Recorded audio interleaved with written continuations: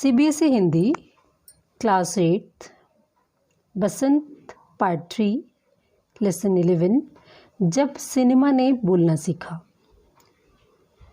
इस पाठ के लेखक हैं प्रदीप तिवारी जी।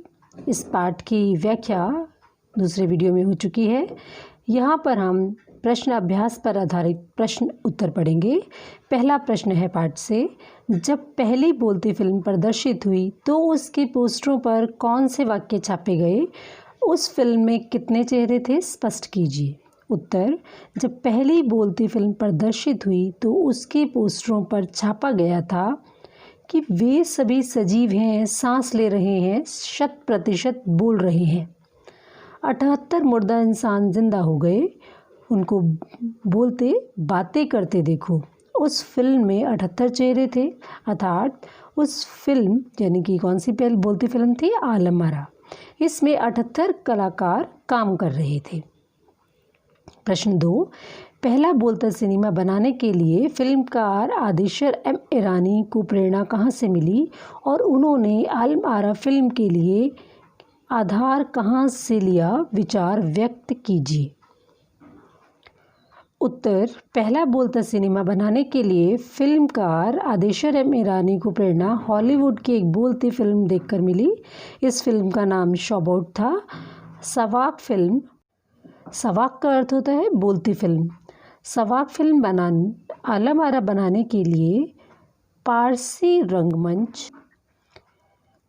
रंगमंच की नाटक को आधार बनाकर इसकी पटकथा तैयार की गई।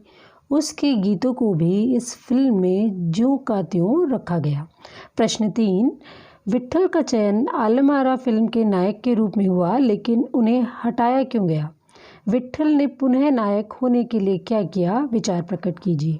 उत्तर, जिस समय आलम आरा फिल्म बनाने के लिए बनाने की तैयारी चल रही थी, उस समय प्रसिद्ध अभिनेता के रूप में विट्ठल जाने जाते थे। उनका चयन फिल्म के नायक के लिए कर लिया गया, पर उन्हें उर्दू भाषा बोलने में परेशानी होती थी, इसके लिए उन्हें हटाया गया। विट्ठल ने पुनः नायक बनने के लिए मुकदमा कर दिया। तत्कालीन सुप्रसिद्ध वकील मोहम्मद अली जिन्ना ने उनका मुकदमा लड़ा। इस मुकदमे में विट्ठल जीत गए और उन्होंने फिल्म दोबारा से प्राप्त कर ली। प्रश्न 4, पहली सवाक फिल्म के निर्माता आदिशर को जब सम्मानित किया गया तब सम्मानकर्ताओं ने उनके लिए क्या कहा था? आदिशर ने क्या कहा था और इस प्रसंग में लेखक ने क्या टिप्पणी की थी? लिखिए। इस प्रश्न का उत्तर, पहली सवाक फिल्म के निर्माता आदिशर को जब सम्मानित किया गया तब सम्मानकर्ताओं ने उन्हें भारतीय सवाक फिल्मों का पिता कहकर सम्मान दिया। इस अवसर पर निर्देशक ने कहा, मुझे इतना बड़ा सम्मान देने की आवश्यकता नहीं है, मैंने तो देश के लिए अपने हिस्से का ज़रूरी योगदान दिया है। इस प्रसंग में लेखक ने टिप्पणी करते हुए कहा कि वे अत्यंत विनम्र व्यक्ति थे। वे उस सवाक सिनेमा के जनक थे जिनकी उपलब्धि को भारतीय सिनेमा के जनक फाल्के को भी अपनाना पड़ा, क्योंकि वहाँ से सिनेमा का एक नया दौर शुरू हो गया था। पाठ से आगे पहला प्रश्न, मूक सिनेमा में संवाद नहीं होते, उनमें दैहिक अभिनय की प्रधानता होती है, पर जब सिनेमा बोलने लगा उनमें अनेक परिवर्तन हुए। उन परिवर्तनों को अभिनेता, दर्शक और कुछ तकनीकी दृष्टि से पाठ का आधार लेकर खोजें, साथ ही अपनी कल्पना का भी सहयोग लें।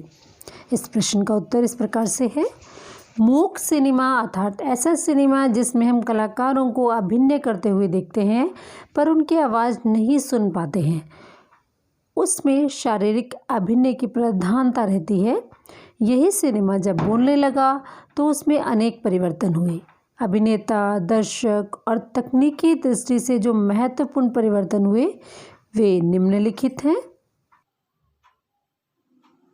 अभिनेता में हुए परिवर्तन, मूक फिल्मों में काम करने वाले नायकों में पहलवान जैसे शरीर होना, स्टंट तथा उछल कूद करने की क्षमता पर ध्यान देकर चुना जाता था, किंतु सवाक सिनेमा में इन्हीं अभिनेताओं को संवाद कला में निपुण होना आवश्यक हो गया। इसके अलावा गायन की योग्यता रखने वाले अभिनेताओं की कद्र बढ़ गई। अब दर्शक यूं तो उस समय मूक सिनेमा भी अपनी लोकप्रियता के शिखर पर था और दर्शक उन्हें पसंद भी कर रहे थे, किंतु सवाक फिल्मों में लोगों की रुचि क्रमशः बढ़ती गई। इसमें उमड़ती भीड़ को नियंत्रित करना पुलिस के लिए कठिन होता था। सवाक सिनेमा दर्शकों के लिए एक नया अनुभव था। तकनीकी दृष्टि से परिवर्तन। सिनेमा के सवाक होने से उसमें तकनीकी स्वरूप में भी पर्याप्त परिवर्तन आ गया। पहले शूटिंग जहां दिन में पूरी कर ली जाती थी, वहीं अब रात में शूटिंग होने लगी।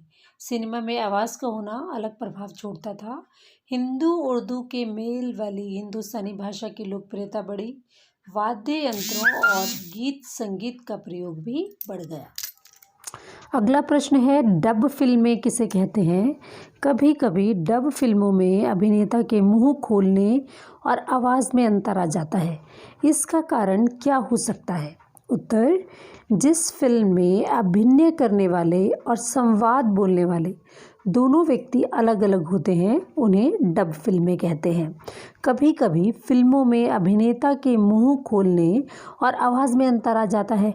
इसका कारण यह है कि अभिनय और संवाद संयोजन में कमी, संयोजनकर्ता का पूरी तरह दक्ष न होना, डब आवाज़ तथा अभिनय करने वालों के मुंह खोलने बंद करने की असमान गति तथा अभिनेता तालमेल बिठाने की असफलता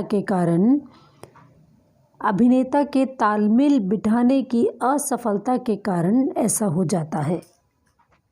पाठ संख्या 11, जब सिनेमा ने बोलना सीखा के प्रश्न अभ्यास पर आधारित प्रश्न उत्तर इस वीडियो में आप देख और सुन चुके हैं और आशा करती हूँ आपको ये सब पसंद आया होगा और आपको अच्छे से समझ में भी आ गया होगा। अगले चैप्टर की अपडेट्स के लिए मेरे साथ बने रहें। धन्यवाद।